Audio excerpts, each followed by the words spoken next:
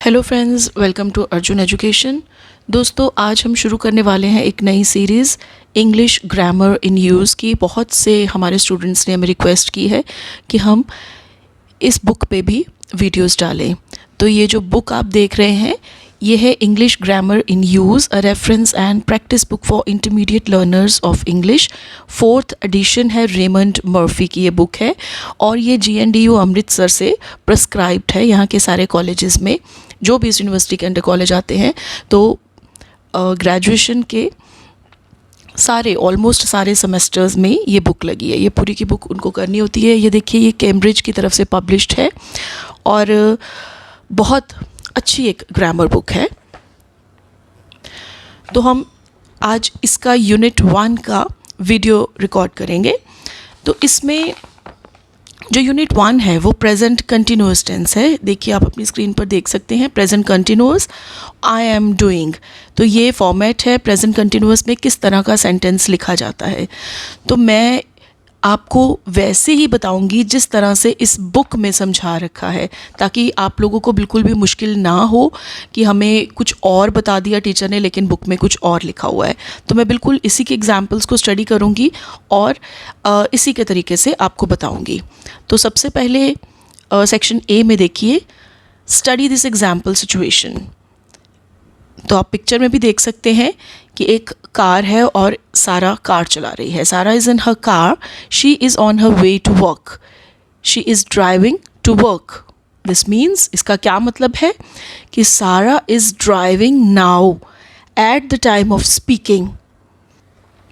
जो सारा है वो ड्राइविंग कर रही है। नाउ को देखिए, उन्होंने अलग तरह से लिखा हुआ है ये दिखाने के लिए कि यहाँ पे नाउ इम्पॉर्टेंट है। The action is not finished, यानी कि eight the time of speaking जब हम बात कर रहे हैं, ये एक्शन अभी ख़त्म नहीं हुआ है, एक्शन चल रहा है। तो इन सारी चीज़ों के लिए हम प्रेजेंट कंटिन्यूअस टेंस यूज़ करते हैं, जिसमें एक्शन अभी अनफिनिश्ड है और बात करने के टाइम पे एक्शन हो रहा है, चल रहा है, ख़त्म नहीं हुआ है।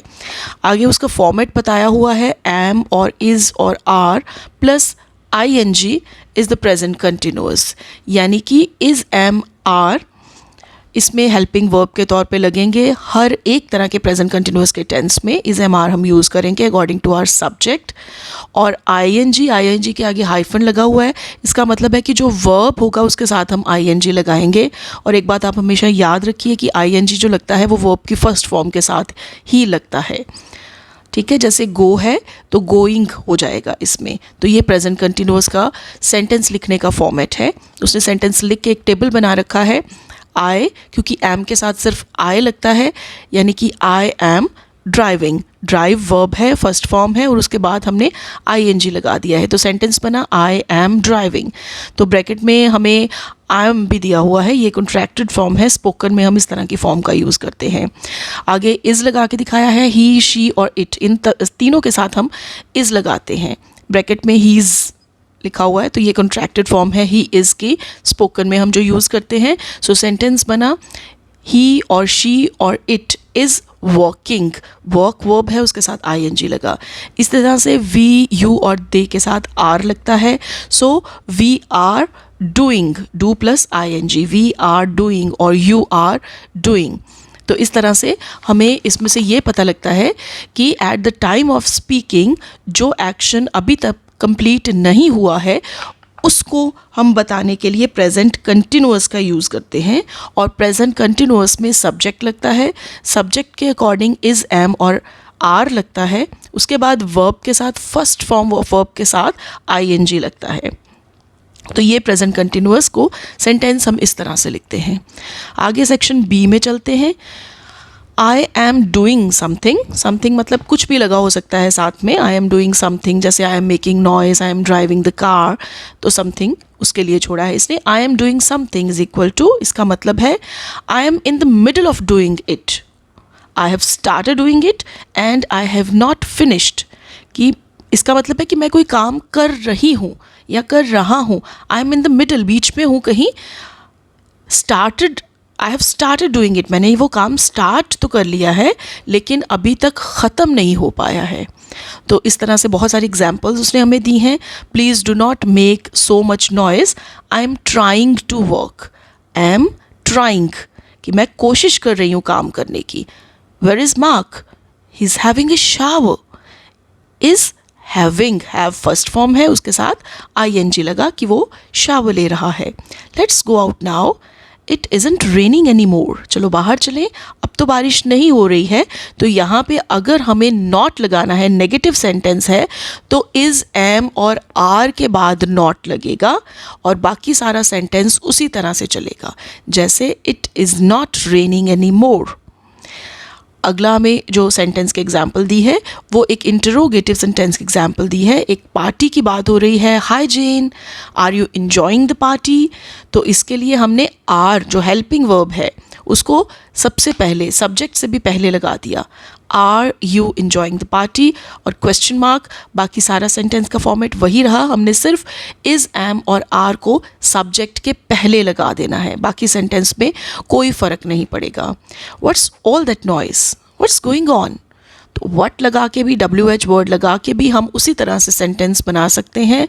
व्हाट के बाद इज़ है, फिर गोइंग है और गोइंग ऑन इसकी प्रेपोजिशन साथ में लगी है।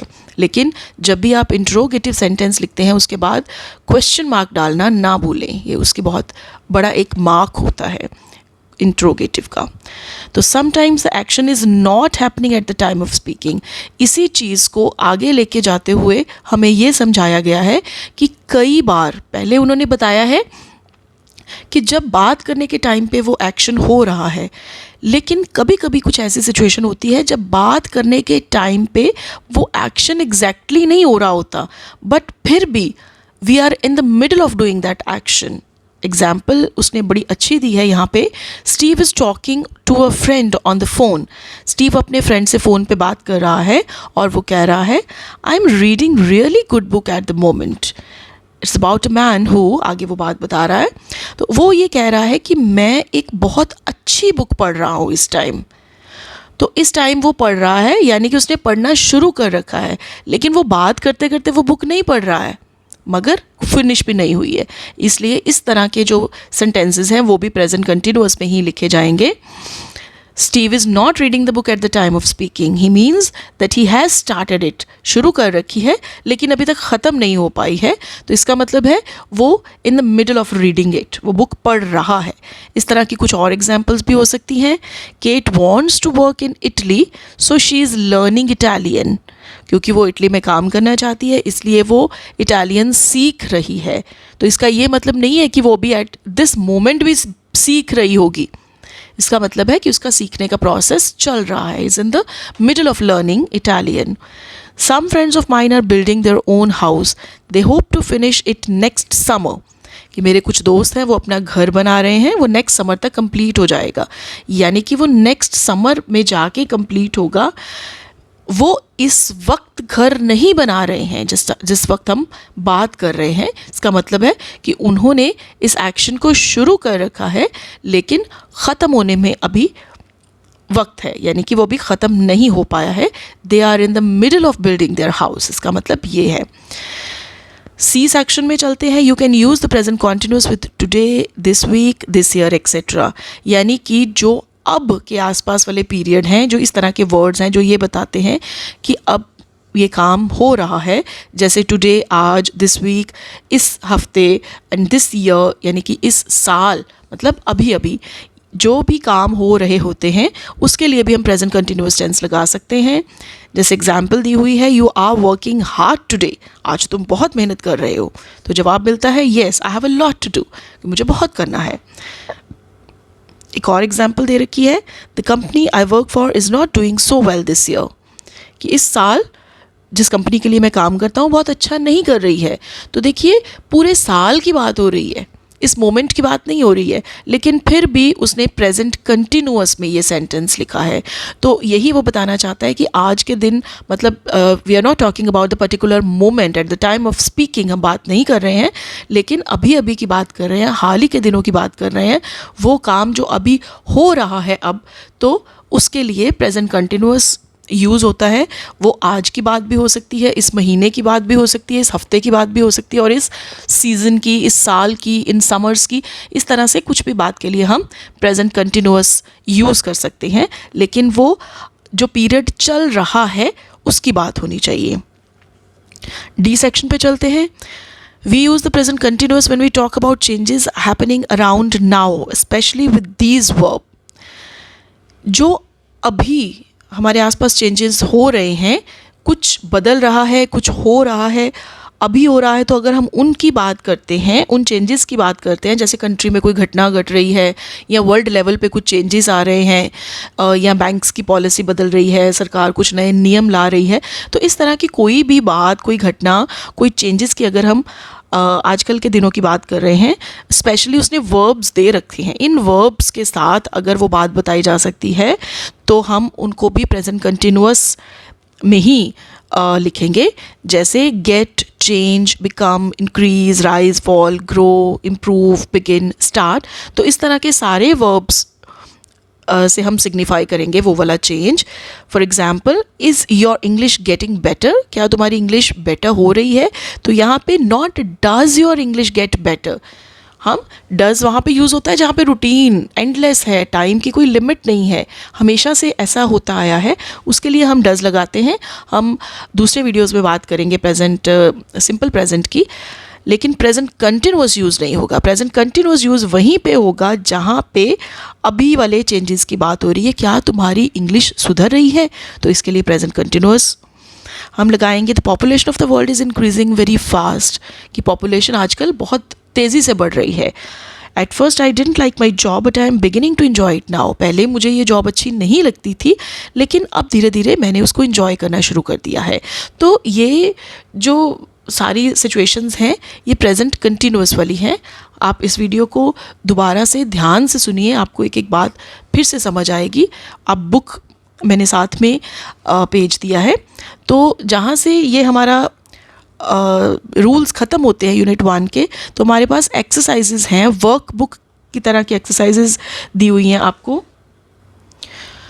वर्कशीट है यहाँ पे मेरे पास, तो इसमें आपको जो हमने अभी रूल्स किए हैं, समझे हैं, उसके बेसिस पे कुछ एक्सरसाइज दी गई है। तो मेरा सजेशन है कि आप पहले इसको ख़ुद सॉल्व करने की कोशिश करें, वरना मैं इसकी की तो डाल दूँगी, उसकी पिक क्लिक करके डाल दूँगी, डिस्क्रिप्शन बॉक्स में मैं डाल दूँगी। तो आप प्लीज़ इसको पहले खुद करने की कोशिश कीजिए, ताकि तभी आपको पता चलेगा कि आपको समझ आया कि नहीं आया है, या आपको और कितनी प्रैक्टिस की ज़रूरत है। बार बार ये वीडियो देखिए, और अगर आपको अच्छा लगा तो आप अपने फ्रेंड्स के साथ इसे शेयर कीजिए, और हमें बताइए कि हम आपके लिए और क्या, किस तरह के वीडियोज़ अपलोड कर सकते हैं। तो मैं इसकी जो आंसर की है उसकी पिक भी मैं शेयर कर दूँगी इसके साथ। तो प्लीज़ इस वीडियो को शेयर कीजिए और हमारे चैनल को सब्सक्राइब कीजिए। Thank you.